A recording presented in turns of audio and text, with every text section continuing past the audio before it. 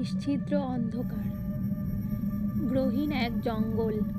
25 বছর ধরে কোনো মানুষ এই পথে পা বাড়ায়নি, কিন্তু আজ অভিজিৎ এই পথ ধরে এগিয়ে যাচ্ছে।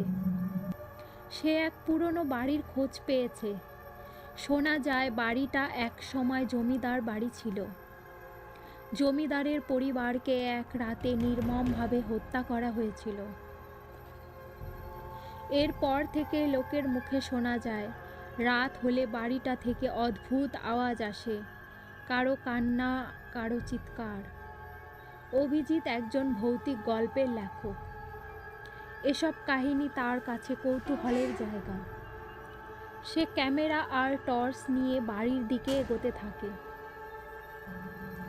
বাড়ির কাছাকাছি পৌঁছানোর পর অদ্ভুত এক শীতল বাতাস তাকে ঘিরে ধরে। মনে হচ্ছে কেউ তার খুব কাছ থেকে নিঃশ্বাস ফেলছে।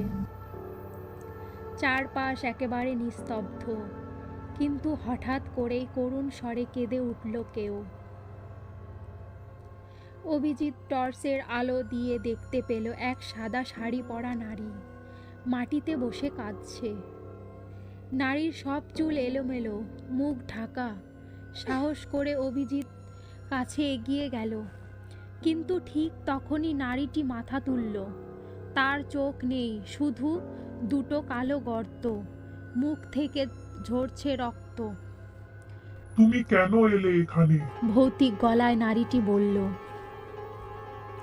অভিজিৎ হতবাক হয়ে দাঁড়িয়ে পড়ল। তার গলা দিয়ে শব্দ বের হচ্ছে না। নারীর হঠাৎ করেই গলা পাল্টে গেল। গম্ভীর স্বরে সে বলল, যারা এখানে আসে তারা ফিরে যায় না।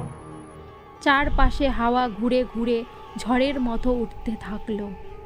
অভিজিৎ দৌড়ে পালাতে চাইল, কিন্তু তার পা যেন স্থির হয়ে গেছে। সে অনুভব করল কেউ বা কিছু তাকে টেনে নিয়ে যাচ্ছে বাড়ির ভেতরে। পরদিন সকালে স্থানীয় লোকেরা বাড়ির সামনে অভিজিতের ক্যামেরা আর রক্তমাখা শাড়ি পেল, কিন্তু অভিজিতের আর কোনো খোঁজ পাওয়া গেল না। এই ঘটনার পর থেকে আর কখনো কেউ সাহস পায় না ওই বাড়ির দিকে পা বাড়ানোর।